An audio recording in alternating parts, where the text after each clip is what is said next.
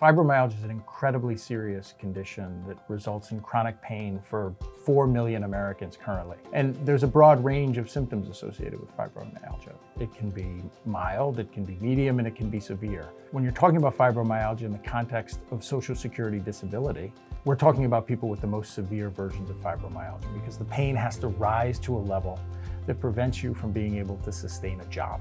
Right? And what does sustain a job mean? It means showing up at work 5 days a week, 8 hours a day, consistently enough, without accommodations, so that an employer would keep you on.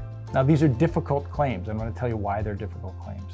There is no test to show that you have fibromyalgia. You can't have an X-ray, a CAT scan, an MRI that shows you have this condition. It relies a lot on your subjective complaints. That's you saying you have this thing and it causes pain. Social Security understands this, and they've actually implemented a rule to help understand and process fibromyalgia claims. First, you need a diagnosis of fibromyalgia from an acceptable medical source. What an acceptable medical source is in this context generally is a medical doctor, an advanced practical nurse, or a physician's assistant. You need to have pain that's lasted for 3 months, that's affected your whole body above the waist, at least 11 out of 18 specific tender points, or a diagnosis based on other findings such as repeated manifestations of 6 or more fibromyalgia symptoms, including fatigue, cognitive issues, waking unrefreshed, or chronic pain. Social Security, in assessing your claim, will also need to rule out other medical conditions that may be causing those symptoms.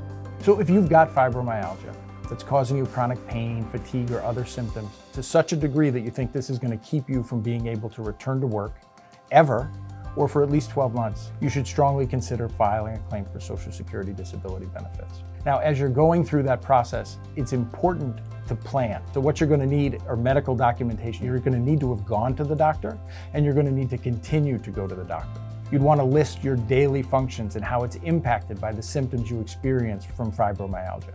You may want to also consult with your healthcare providers to see if they'd be willing to support your claim for disability benefits. Now, filing for disability is a complicated process.